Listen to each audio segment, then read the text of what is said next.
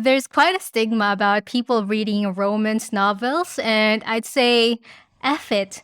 Read what you want to read, watch what you want to watch, and jam to whatever melody makes you happy.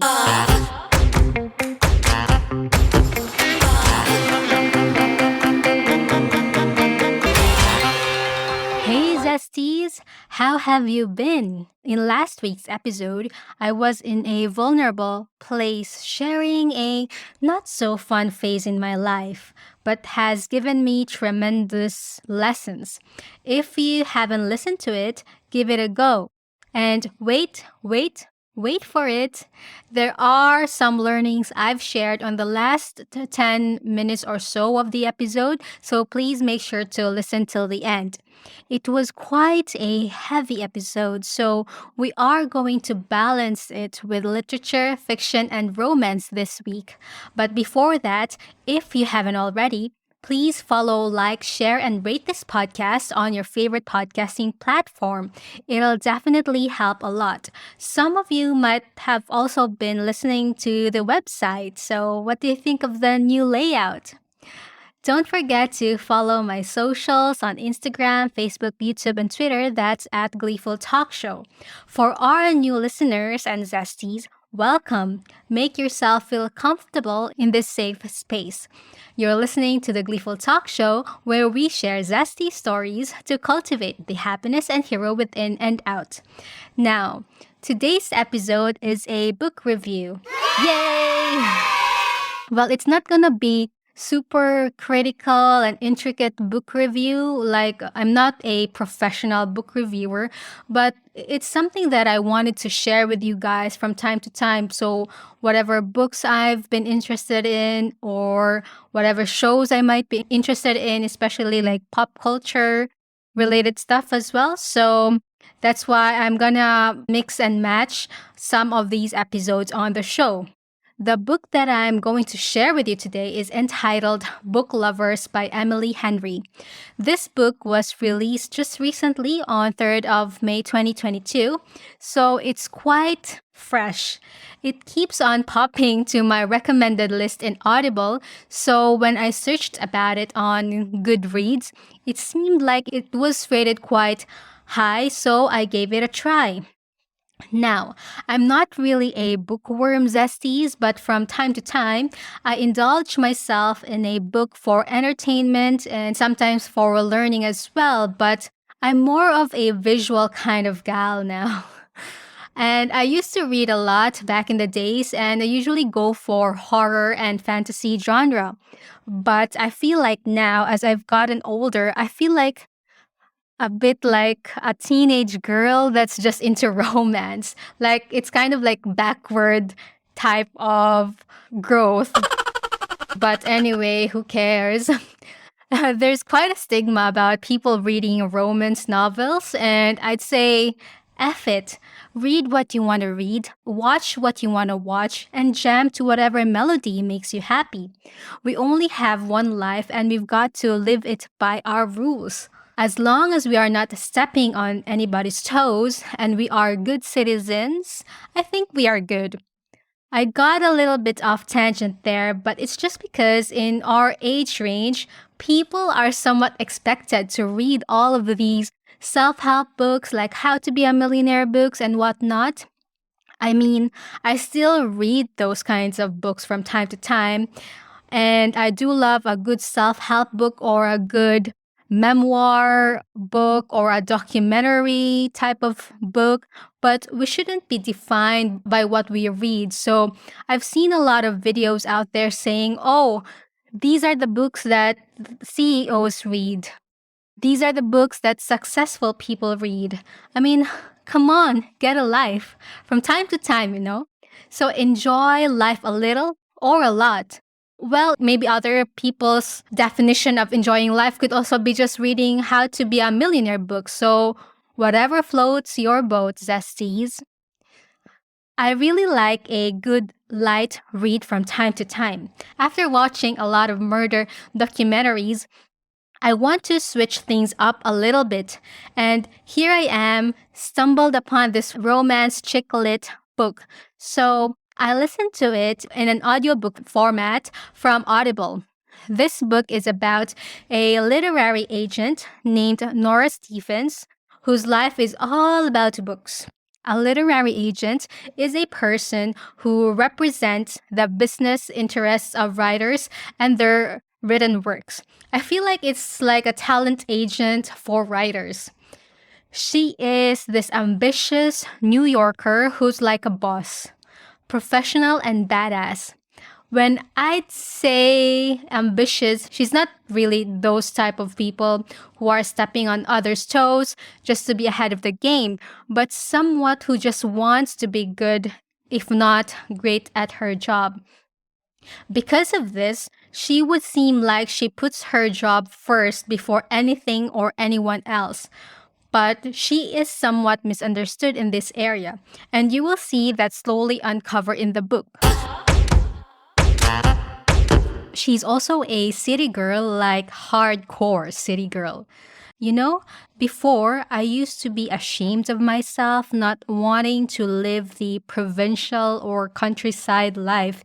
It seems to me that 80% of the people I talked to back then and now sometimes prefer to live in the provincial or countryside type of life. And I felt like I might sound like a snob to really say that I'm not really into the countryside type of life.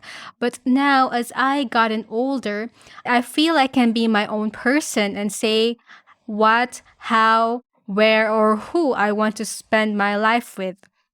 This was definitely quite evident in the book too, and even to Nora, a lot of romance books that she has read or handled even always tell about the typical countryside life where a city girl would meet a guy in the countryside and in the middle of nowhere and feel that everything is enough and then they live happy ever after. You know, the typical romance tropes. And that is definitely what her sister Libby is about too. She loves romance books and is in love with tropes and cliches. Not that there's anything wrong with them. That's why it's cliche and popular because those types of scenarios work and sweeps off your feet. But to Nora, she isn't that type. I'd say she's a total opposite of her sister. So, the first few chapters of the story tells about how savage Nora is. Without giving away too much, when her boyfriend broke up with her, she didn't even shed a tear and carried on with life. Some think that she's just indestructible, but they don't really know the true core of Nora. They don't really know who she is inside. Sometimes she believes those people as well that she's like this and that because, people always tell her that, oh, Nora, this is you, and etc. But in the book, you will see how she realizes this as well. And enter Charlie Lastra, a handsome book editor who she happens to almost work with. There are some few happenings which I'm not going to tell you now, Zesties, so that I wouldn't spoil it. So there are some few happenings here and there that have resulted that they couldn't work together. But, there is a twist. The story's setting is in New York and also most of the time in Sunshine Falls, North Carolina. So it's a bit of back and forth because of how the story progresses and how the character, Nora Stevens, is narrating it. Sunshine Falls is your typical town where everyone knows each other. If you've seen Schitt's Creek on Netflix, I really felt that showed the small town vibes. But Sunshine Falls isn't your Schitt's Creek, just so I'm clear. Sunshine Falls, as described in the book, is a quaint and cozy little town, and interestingly, the setting of a popular book that one of Nora's clients have written. The story starts off very intriguing to me, and I really liked it.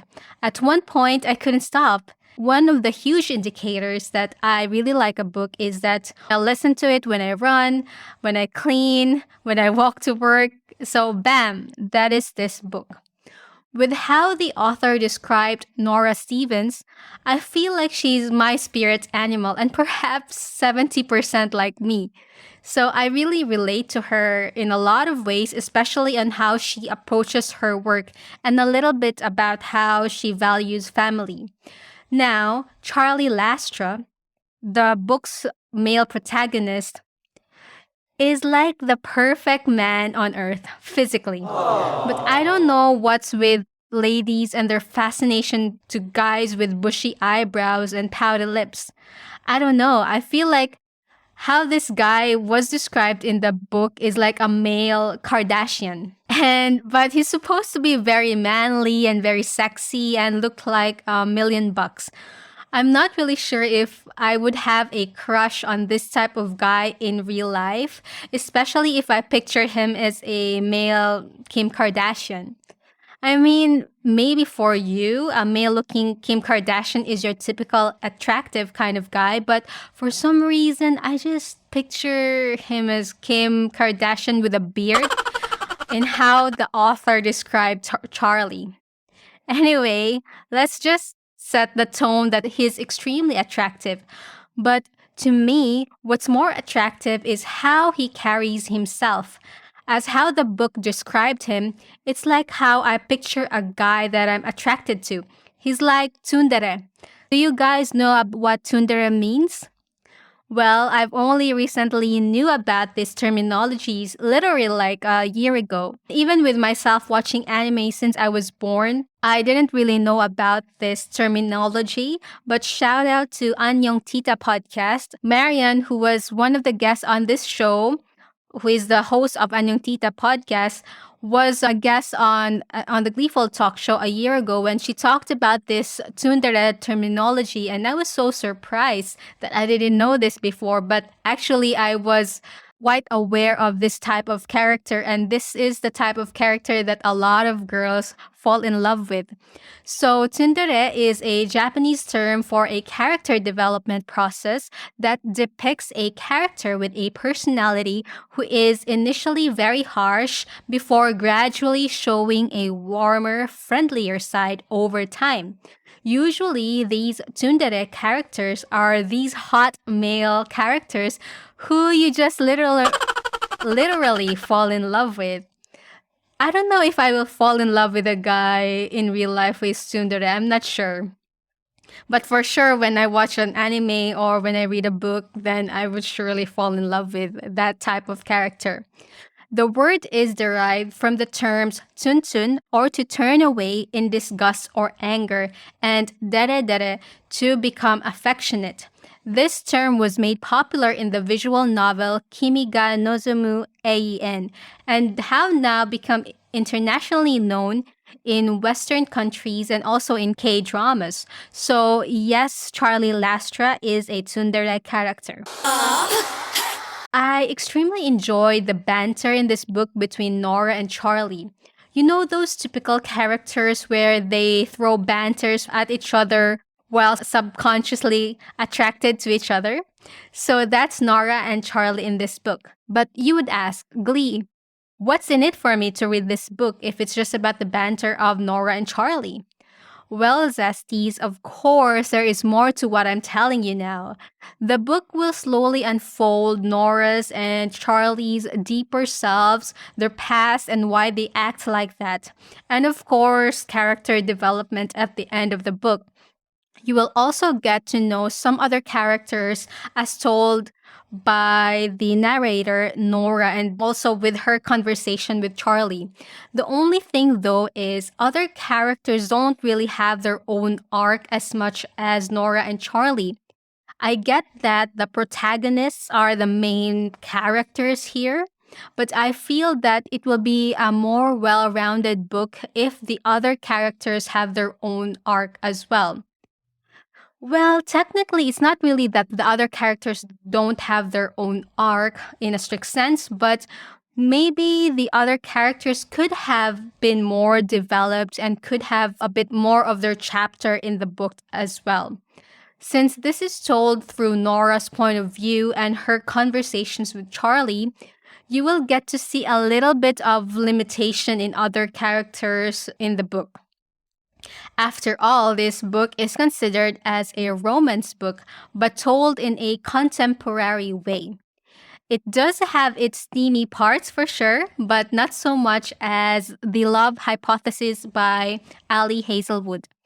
Ooh la la. That one has really a lot of steamy parts. But mind you, Zesties, these are not erotica books, okay?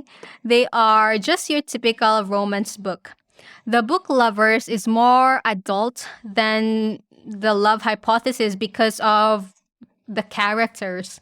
Because The Book Lovers book is more centered on characters who have their job already, who is established in their career, whilst the Love Hypothesis book is structured more on a medical student and a professor. So just to set your expectations on that, do I prefer one or the other? Well, not really. It just really depends on what I'm going for, really, and what I am in the mood for reading on that day. But the Love Hypothesis book, I finished it in 2 days whilst in vacation at Cairns. Both are quite page turners, I'd say, but with the Book Lovers, as it goes on deeper each chapter, I kind of got less interested about it than in Love Hypothesis. Not in a bad way, but it was just maybe I wasn't in the mood anymore, so I couldn't finish it as much as I did with the pacing I had with Love Hypothesis. I also didn't like that Nora just keeps on thinking about her sister. It's actually so me. Personally, I'm also similar like that, always just thinking about my family, my sister, and etc. And hearing it from this audiobook is just utterly ridiculous and borderline annoying. So now I can imagine how people around me felt when I kept on worrying and thinking about my family to the point of not thinking about myself. As the airplane safety reminder says, put your mask on first before anyone else. So, I guess that's one of the learnings that the book offers to the reader. Sometimes you have to put yourself first, and maybe not even sometimes, but all the time. Not in a selfish way, of course, but more of so that you will be able to help more people, if that makes sense. So, I didn't want to spoil you much about this book, Zesty, so this episode is just going to be a teaser. If you'd like me to talk about it more or to talk about other books in the future, please feel free to write me a note. I got a request to review Sandman, so I'm going to release that as a collaboration with the Nerdy Fans podcast. The Sandman is actually based from a book and currently being shown in Netflix. So that's coming up in the next few weeks. So please be patient, my Zesties. And by the way, I came from a 1 day trip to the Great Barrier Reef and it was so amazing. The trip was like living on the edge of life or something, but more details will be up on my blog. That's theambivertlife.com soon. So please do visit my blog. Thanks so much once again for listening to today's episode. If you like this episode, please do share it to your friends on your socials and follow and rate the podcast while you're at it. I truly appreciate you all for listening to this show and keep your requests coming. If you'd like to buy me a cup of coffee or two, please head down to the episode notes to find out how. Until next week.